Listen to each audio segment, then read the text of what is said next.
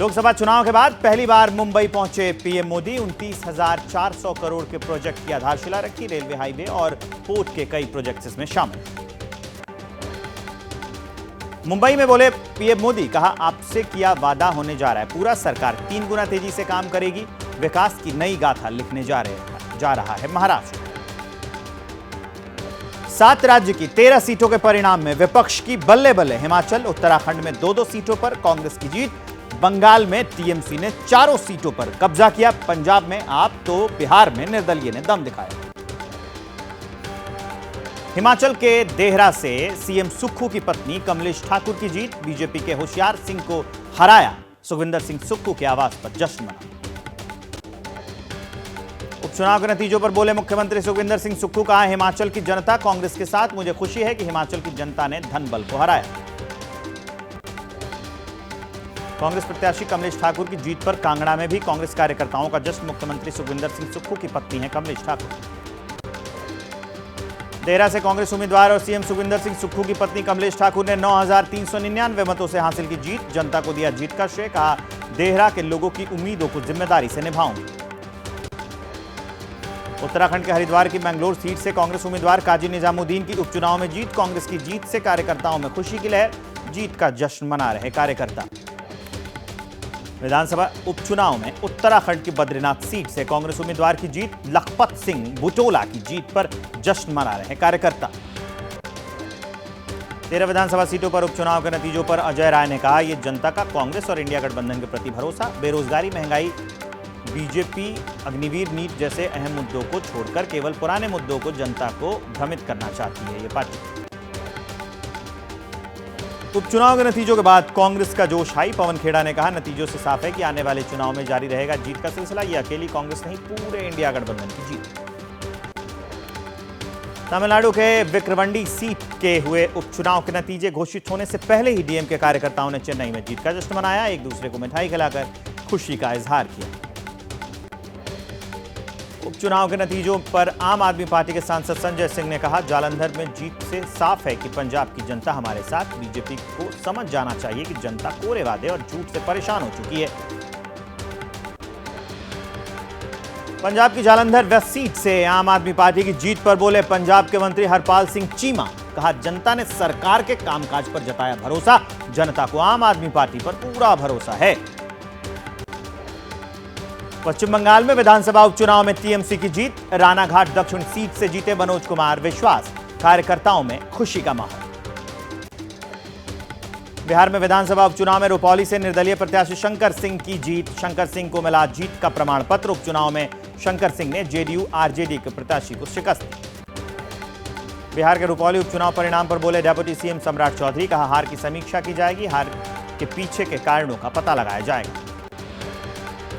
बिहार विधानसभा उपचुनाव में रुपौली से निर्दलीय प्रत्याशी की जीत पर बोले जेडीयू प्रवक्ता अभिषेक झा। कहा, हम अपनी हार स्वीकार करते हैं। जनता के जनादेश का सम्मान होगा। बिहार की रुपौली सीट से निर्दलीय उम्मीदवार शंकर सिंह की जीत पर आरजेडी प्रवक्ता मृत्युंजय तिवारी का बयान। कहा, एनडीए के अंदर जेडीयू को झेलना पड़ा भीतरघात।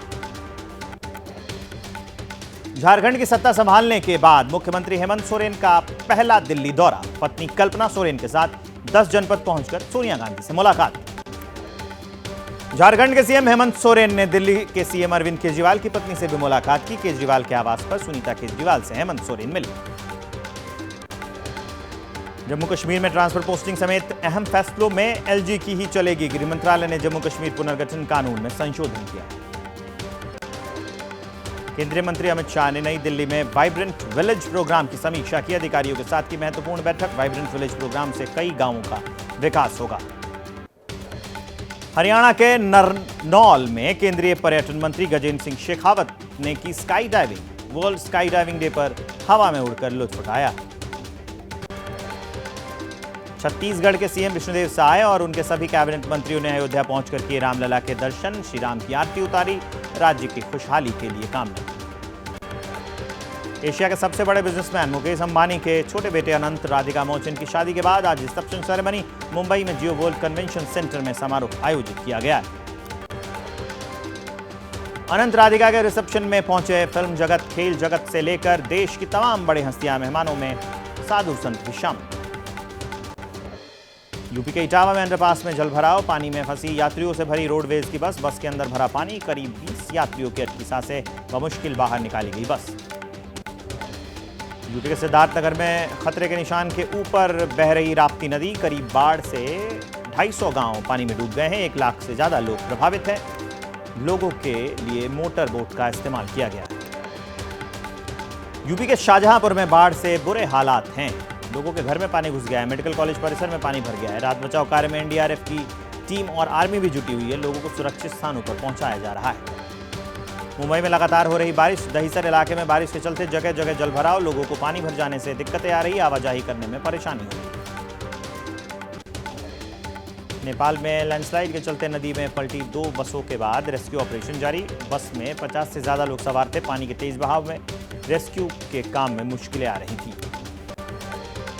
राजस्थान के टोंक में बारिश के बाद संथली समेत छोटे बड़े नाले उफान पर, कई गांव पानी में घिरे। करीब आधा दर्जन से ज्यादा गांवों का संपर्क जिला मुख्यालय से कटा।